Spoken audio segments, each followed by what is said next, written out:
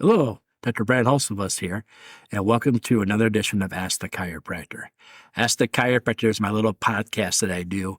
When someone has a question about chiropractic or chiropractic care, I try to answer. I'm a chiropractor here in Rockford, Illinois. I'm a proud graduate of Palmer College of Chiropractic, and I'm happy to be the team chiropractor of the Rockford Ice Hogs. Let's dive into it. Hello, thank you for tuning in. So today's question has to do with why my back feels fine and then boom, now it doesn't. So everything's feeling great, everything's moving good. I do one thing and then boom, my back's out. Now I'm having horrible pain. I hear it all the time from patients. I bent over, I went to come up, and my back went out. Why is it that when I bent over, came up, my back went out? I do that all the time. What did I do different this time? Or I got out of the car, and when I got out of the car, my back locked up. Did I get out of the car different? I don't understand. I've had this car for 4 years. Why would the getting out of the car do it now?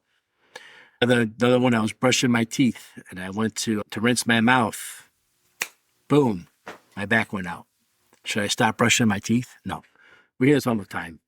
And everybody always is asking me, what's that one thing that I did? What's that one activity that we did? What's the one thing that made my back go out? Why is it that I got out of my car and all of a sudden it went out? Here's the secret. It didn't start then. It didn't begin when you did that, okay? You were already accumulating stress into your back. Think of it as smoking. Nobody ever said, I smoked one cigarette and I got lung cancer. And it wasn't the last cigarette you smoked that gave you lung cancer. It was a lifetime of smoking that gave you lung cancer. It wasn't the last piece of candy you ate that made you overweight. It wasn't the last piece of sugar you ate that made you diabetic. It was a lifetime of eating sugar that made you diabetic. It wasn't the last acetaminophen that you took that caused your liver to flare up. It was a lifetime of acetaminophen that made your liver flare up. So what are some daily stresses that irritate your spine that we all do all the time? It's real easy. I'm doing one right now. I'm sitting down. Sitting to your spine is the same as sugar to your teeth. There's nothing biomechanically spinal friendly about sitting. When I sit, my lower back disc take more of the weight. I roll my shoulders forward, creating bad thoracic posture, and my chin protrudes out, destroying my cervical curve, increasing the stress on the area between my shoulder blades. And again, ruining one curve ruins the other curve. My lower back curve goes with it. And eventually I have to start wiggling around because my hips feel off. I'm getting pain down my leg. That's all just from sitting. And when did we learn this pattern? When we were kids. What did we do with our kids? We send them to school and have them sit all day. How about lifting? How many of you can honestly say when you go to pick something off the floor, you squat down and grab it and stand up? That's how you're supposed to do it. Did you know that? We're meant to squat. We're meant to reach down, squat, pick things up. I often blame plumbers, the reason why we're so bad at squatting. If it wasn't for modern plumbing, we'd all go outside and squat more. Now, I'm not saying go out and do that, but we're really bad at squatting. You can really tell someone's overall biomechanic health by whether or not they can perform a simple squat. I was at Home Depot the other day getting stuff out the bottom shelf, and I squatted down the way you're supposed to look in those shelves. I'm going through stuff, and some old guy looked at me and goes, "What are you, some type of yoga teacher?" And I'm like, "No, I'm a chiropractor." He goes, "Yeah, you would be," and walked away. So when we lunge to pick things up, we always lunge with the same leg. Lunging is when one leg goes forward, one leg goes back, and you bend down to grab things. You always go the same way. Same repetitive cycle over and over and over again. If we wonder why our lower back and hips get twisted up. So when we lifting things, we have horrible, horrible biomechanics because we're not doing that squat. Most of us can't. Most of you listening to this video couldn't do the squat right now if you wanted to. Next thing is posture. We sit all day, we look at computers all day, we look at phones all day, we read books all day. Our posture just gets destroyed from all the hunching over. And we take that with us.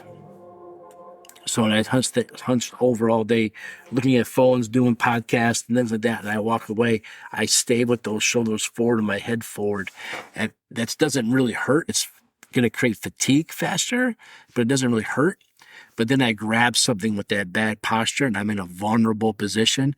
Now I've got problems and issues. Last one is sleep. Most of you sleep the same way you sit. Put your arms in front of you, put your head out. Same position as typing all day. Exact same position. Difference is when you're sleeping, you're not moving. At least when you're typing, you're looking around the room, your arms and shoulders are moving. When you sleep, you just sit there locked in that forward head posture position, shoulders forward, head forward, and you sleep like that all night long. And you get up in the morning and you blame your pillow.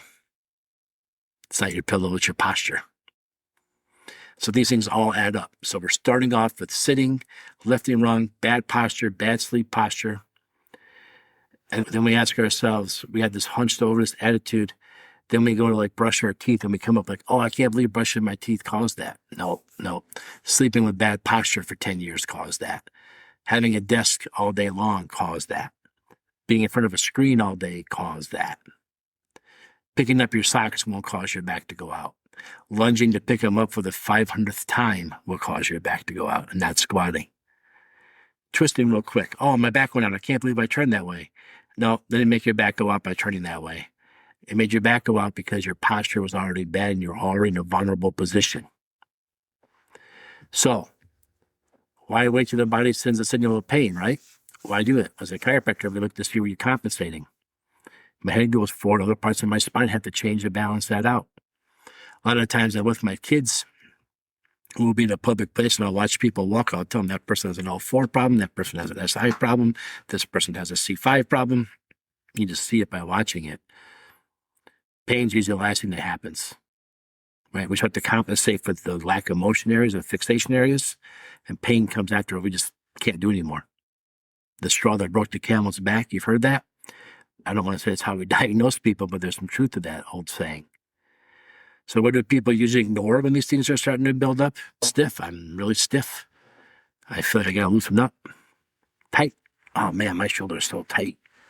I don't know why my shoulder is so tight. It has a lot to do with the fact that you've been hunched over all the time. Fatigue.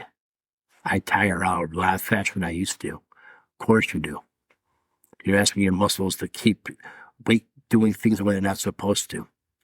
If you had a good neck curve, you would distribute the weight of your head evenly amongst all your vertebrae.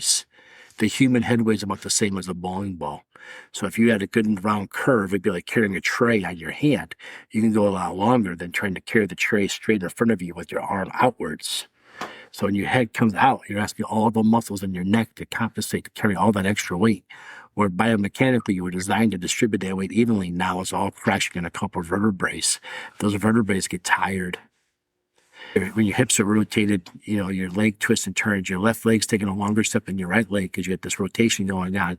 That muscle is constantly under torque, constantly tight, constantly being stretched and irritated.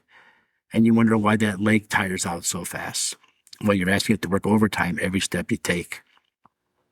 The thing we see is reduced motion, like I just said. Short stride on the right side, long stride on the left side, short stride on the right, long stride on the left. We have to change our motion to compensate for this. And if it's in the neck, we see the Frankenstein turn. When they can turn their head, their chin, maybe 5 degrees, and the rest of their body will turn. So if someone's whole torso is turning the seagull inside to side rather than just their neck, we know it's reduced motion in there. Huge clue to what's going on. So what do? You go see a chiropractor. You go see the chiropractor, tell them what's going on. Go see the chiropractor and tell them that I was feeling great and all of a sudden I'm not. Because you know what this is not from? This is not from a lack of acetaminophen. This is not from a lack of medication. It could be from a lack of stretching, a lack of activity, sure. But if you listen to previous podcasts, if it was from muscles being tight from overuse, as soon as you stretch, it would go away. It would stay away. So you go see the chiropractor. They're going to look to see what's not working biomechanically wise. What we would do is we would lay you down. We would measure your feet length to see what's different, what's the same. We'd have you lift and lower your legs. We'd have you turn your head to the left and right. We'd see how you're biomechanically working to see where the compensations are. Next thing we do is we go up and down and do a chiropractic exam on your spine. See how you're laying with high shoulder, low shoulder. Feel your vertebrae, see what's moving and not moving. And lastly, we probably usually match our findings with imaging to see what's happening. And if we can find these spots, then we can go and start making these changes. We also will talk to you, coach you a little bit about your everyday activities. Boy, your neck posture is bad. We have to give you some homework to do on this neck posture to make this neck posture better. Because what you're doing, you're going to end up with a really bad neck in the future if you don't make a change. We're going to find out your hip rotation, what you're doing in your hips wrong, what's causing the issue. Teach you how to do a squat, teach you how to bend and move better. Maybe even bring in some friends. Like here in Rockford, Illinois, where I'm a chiropractor, down the street from me is a place called Movement Fitness. I send you down there with them, their strength coaches, and I'd say, teach this person how to do a squat. Their lower back and hips not getting arthritis depends on you teaching them how to do a squat. So go in and get checked. Now, do you have to have all these symptoms to get checked? Do you have to have the pain and all the discomfort? Absolutely not. You can go in and get checked by a chiropractor tomorrow. They say, what are you in for today? I'm just in for a wellness visit. I want to make sure that I don't have any underlying things that can make me worse later. Chiropractors should be able to do the things I just described. Now, if you're in pain, you're probably going to come in a few days in a row. If you go in pain-free, you're going to probably do 1 or 2, 3 days in a row. Then after that, back off right away. Because we're not fighting your inflammation because you didn't wait for your bucket to be overflowing before you had the flare-up. You got it ahead of time. So you can definitely get in ahead of time. And if you got these physical jobs, you got these sitting positions, you do the things I described, going and getting checked before it's a flare-up is a lot more fun than dealing with a flare-up. Now, you could ask a physical therapist, a massage therapist, maybe your family doctor these questions, ask them whether or not you can help them. But that person you're asking is not a chiropractor. They do not know how to look for the things that we look. It's not part of their training. No more is me knowing the right prescription to give to you for a rash on your forearm. I'm not taught. That's not part of our chiropractic education. It's part of the medical education because the medical doctor gives medicine and the chiropractor does chiropractic. So I wouldn't ask my family doctor, my massage therapist, my strength coach, or anybody else, a PT, about whether or not I should go to the chiropractor. The only person qualified to answer that's a chiropractor. If you're in Rockford, Illinois, you want me to check you, come on in. I'll be more than happy to give you a straight answer. If you're not in my area, go to chiropractic.org, chiropractic.org.